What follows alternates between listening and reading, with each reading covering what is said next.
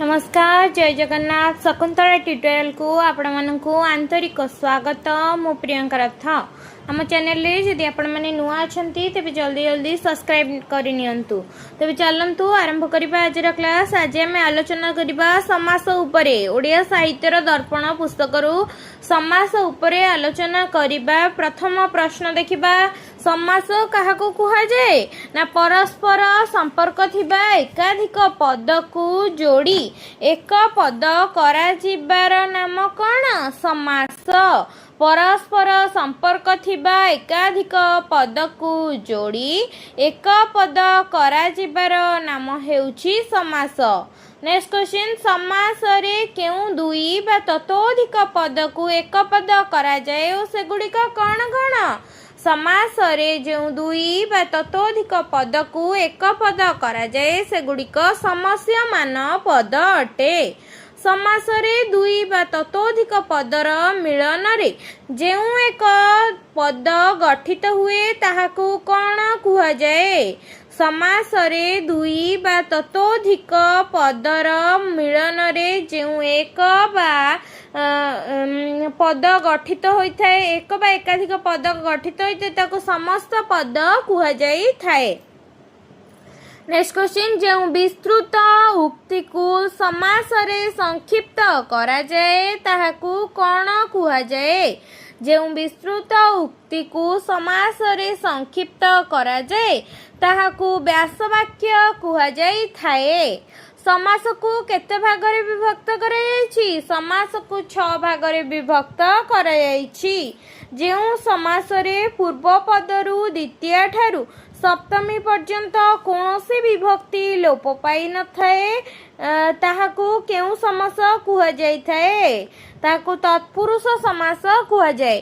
तत्पुरुष समास काहा कुहा जाए ना जेउ समास रे पूर्व पदरु द्वितीय ठारू सप्तमी पर्यंत कौनसी विभक्ति लोप पाई थाए ताहाकू तत्पुरुष समास कुहा जाए। यह केउ समास निर्णय कर देखिबा। शरण को आपन्न, शरणापन्न, यह केउ समास? द्वितीय तत्पुरुष समास। गृह को आगत, गृहागत, द्वितीय तत्पुरुष समास। रोग रे आक्रांत, रोगाक्रांत, रे लोप पाइला एठी तृतीय तत्पुरुष समास। ढिंकी द्वारा कुटा, ढिंकी कोटा, एठी द्वारा लोप पाइला यह तृतीय तत्पुरुष समास। देवंकु दत्त, देव दत्त, एठी उंकुटा लोप पाइला सेठी कौन हबो? चतुर्थी तत्पुरुष समास। गाधुआ निमंते घर, गाधुआ घर, एठी निमंते लोप पाइला, निमंते लोप पाइले कौन हबो? चतुर्थी तत्पुरुष समास। नेक्स्ट क्वेश्चन, जन्म रु अंध, जन्मांध, एठी कौन रु लोप पाइला एठी पंचमी तत्पुरुष समास। गोठरु खंडिया, गोठ खंडिया, रु लोप पाइला एठी कौन बा? पंचमी तत्पुरुष समास। हंस मानंकर राजा, राजहंस, मानंकर लोप पाइला एठी कौन बा? षष्ठी तत्पुरुष समास। गछरे पाचिला, गछ पाचिला, एठी कौन लोप पाइला? रे लोप पाइला एठी कौन हबो? षष्ठी तत्पुरुष समास। गछरे पाचिला एठी सप्तमी तत्पुरुष। हंस मानंकर राजा कौन हबो? राजहंस, एटा षष्ठी तत्पुरुष हबो, किंतु गछरे पाचिला रे अछि एठी, तेणु करी सप्तमी तत्पुरुष समास। कवि मानंक मध्य रे श्रेष्ठ, मध्य रे गला कौन हबो एठी? मानंक मध्य रे सप्तमी तत्पुरुष कवि श्रेष्ठ। कवि मानंक मध्य रे श्रेष्ठ, कवि श्रेष्ठ, सप्तमी तत्पुरुष समास। निषेधार्थक न सहित अन्य पदरे जो समास हुए ताहाकू कौन कहंती? निषेधार्थक न सहित अन्य पदरे जो समास होइथाए ताहाकू नंच तत्पुरुष समास कुहा जाइथाए। न अभिज्ञ, अनभिज्ञ, नंच तत्पुरुष समास। न हिंदू, अणहिंदू, नंच तत्पुरुष समास। धातुरु प्रत्यय लागी पद गढ़ा हेला बेले धातुर पूर्व रे जदि उपसर्ग भिन्न କୌଣସି ପଦ ଥାଏ ତାହାକୁ କ'ଣ କୁହାଯାଏ? ଧାତୁରୁ ପ୍ରତ୍ୟୟ ଲାଗି ପଦ ଗଢ଼ା ହେଲା ବେଳେ ଧାତୁର ପୂର୍ବରେ ଯଦି ଉପସର୍ଗ ଭିନ୍ନ ଅନ୍ୟ କୌଣସି ପଦ ଥାଏ ତାହାକୁ ଉପପଦ କୁହାଯାଇଥାଏ। ନେକ୍ସଟ କ୍ୱେଶ୍ଚିନ୍, ଉପପଦ ସହିତ କ୍ରିୟା ନିଷ୍ପନ୍ନ ଅନ୍ୟ ପଦର ଯେଉଁ ସମାସ ହୁଏ ତାହାକୁ କ'ଣ କୁହାଯାଏ? ଉପପଦ ତତ୍ପୁରୁଷ ସମାସ କୁହାଯାଏ। ଉପପଦ ସହିତ କ୍ରିୟା ନିଷ୍ପନ୍ନ ଅନ୍ୟ ପଦ ଯେଉଁ ସମାସ ହୁଏ ତାହାକୁ ଉପପଦ ତତ୍ପୁରୁଷ ସମାସ କୁହାଯାଏ। କୁମ୍ଭକୁ କରେ ଯେ, କୁମ୍ଭକାର, କୁମ୍ଭକୁ କରେ ଯେ, କ'ଣ ହବ? କୁମ୍ଭକାର। ଏହା କେଉଁ ତତ୍ପୁରୁଷ? ଉପପଦ ତତ୍ପୁରୁଷ ସମାସ।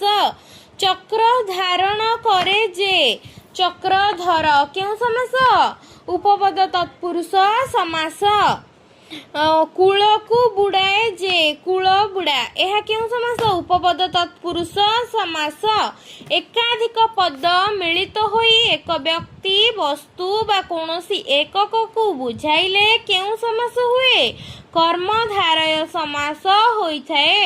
ଏକାଧିକ ପଦ ମିଳିତ ହୋଇ ଏକ ବ୍ୟକ୍ତି ବସ୍ତୁ ବା କୌଣସି ଏକ ଏକକକୁ ବୁଝାଇଲେ କର୍ମଧାରୟ ସମାସ ହୋଇଥାଏ। ନୀଳ ଅଟେ ଆକାଶ, ନୀଳାକାଶ, କେଉଁ ସମାସ? କର୍ମଧାରୟ ସମାସ। ସଜ ଅଟେ ଫୁଲ, ସଜଫୁଲ, ଏହା କେଉଁ ସମାସ? କର୍ମଧାରୟ ସମାସ। ଯେ ରୁଦ୍ର ସେ ସୁନ୍ଦର, ରୁଦ୍ର ସୁନ୍ଦର, କେଉଁ ସମାସ? କର୍ମଧାରୟ ସମାସ। କର୍ମଧାରୟ ସମାସର ସଂଜ୍ଞା କ'ଣ ଥିଲା? ନା ଏକାଧିକ ପଦ ମିଳିତ ହୋଇ ଏକ ବ୍ୟକ୍ତି ବସ୍ତୁ ବା କୌଣସି ଏକକକୁ ବୁଝାଇଲେ ସେଠାରେ କର୍ମଧାରୟ ସମାସ ହୋଇଥାଏ। ଏଠି କ'ଣ ହେଉଛି? ନୀଳ ଅଟେ ଆକାଶ, ନୀଳାକାଶ ଗୋଟେ ବସ୍ତୁକୁ ବୁଝଉଛି ଯାହାକି ସମ୍ପୂର୍ଣ୍ଣତାକୁ ବୁଝଉଛି, ତେଣୁକରି ଏଠି କର୍ମଧାରୟ ସମାସ। ସଜ ଅଟେ ଫୁଲ, ସଜ ଫୁଲ, ଏହା କର୍ମଧାରୟ ଗୋଟେ ବସ୍ତୁକୁ ବୁଝଉଛି। ରୁଦ୍ର, ଯେ ରୁଦ୍ର ସେ ସୁନ୍ଦର, ରୁଦ୍ର ସୁନ୍ଦର, ଗୋଟିଏ ବ୍ୟକ୍ତି, ତେଣୁକରି ଏଠାରେ କର୍ମଧାରୟ ସମାସ। ଯେ ଶାନ୍ତ ସେ ଶିଷ୍ଟ, ଶାନ୍ତ ଶିଷ୍ଟ, ଏଠି କ'ଣ ହବ? କର୍ମଧାରୟ ସମାସ। ରାଜା ଅଟନ୍ତି ଋଷି ବା ଯେ ରାଜା ସେ ଋଷି, ରାଜର୍ଷି, କ'ଣ ହବ? କର୍ମଧାରୟ ସମାସ। ନେକ୍ସଟ କ୍ୱେଶ୍ଚିନ୍, ଯେଉଁ ସମାସରେ କୌଣସି ମଧ୍ୟବର୍ତ୍ତୀ ପଦ ଲୋପ ପାଏ ତାହାକୁ କେଉଁ ସମାସ କୁହାଯାଏ? ଯେଉଁ ସମାସରେ କୌଣସି ମଧ୍ୟବର୍ତ୍ତୀ ପଦ ଲୋପ ପାଏ ତାହାକୁ ମଧ୍ୟପଦ ଲୋପୀ କର୍ମଧାରୟ ସମାସ କୁହାଯାଏ। क्वेश्चन एग्जांपल देखिबा, काठ तियारी पोल, काठ पोल, तियारी लोप पाइला मध्यवर्ती शब्द, तेणु करी यह मध्यपलोपी कर्मधारय। दही मिसा चूड़ा, दही चूड़ा, मध्यपलोपी कर्मधारय। ଯେଉଁ ସମାସରେ ପୂର୍ବପଦ ଉପମେୟ ଏବଂ ପରପଦ ଉପମାନ ତାହାକୁ କେଉଁ ସମାସ କୁହାଯାଏ?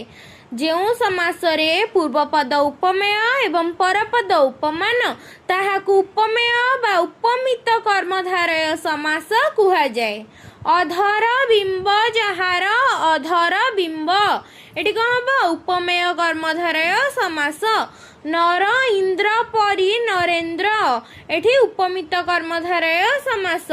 ଯେଉଁ ସମାସରେ ପୂର୍ବପଦ ଉପମାନ ଏବଂ ପରପଦ ସାଧାରଣ ଧର୍ମ ତାହାକୁ କେଉଁ ସମାସ କୁହାଯାଏ? ତାହାକୁ ଉପମାନ କର୍ମଧାରୟ କୁହାଯାଏ।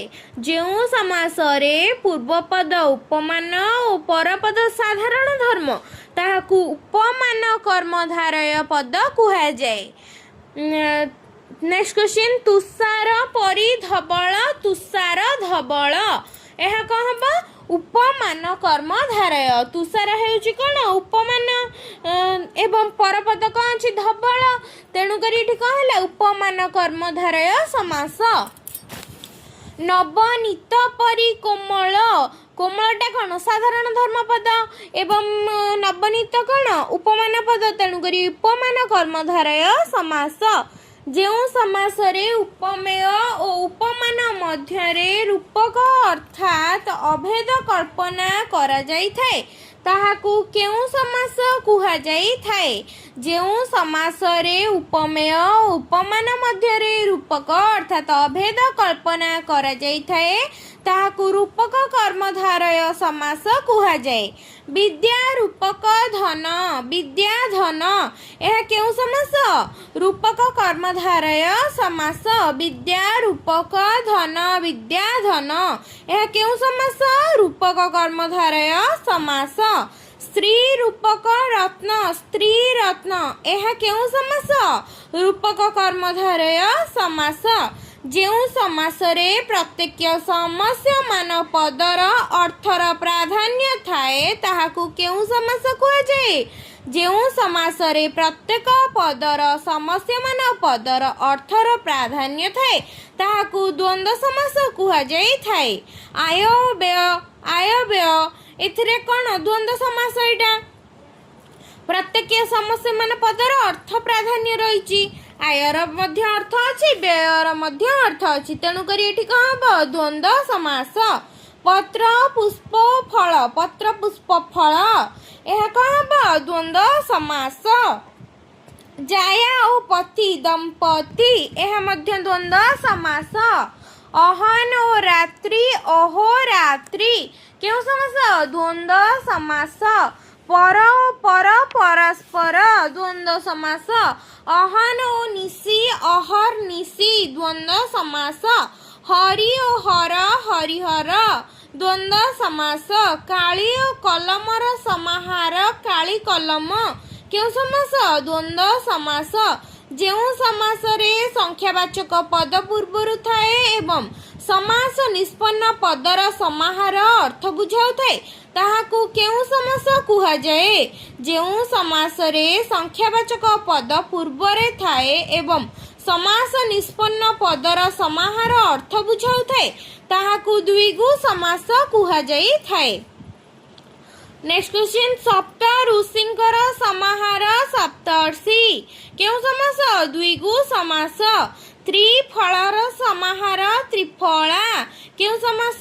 ଦ୍ୱିଗୁ ସମାସ।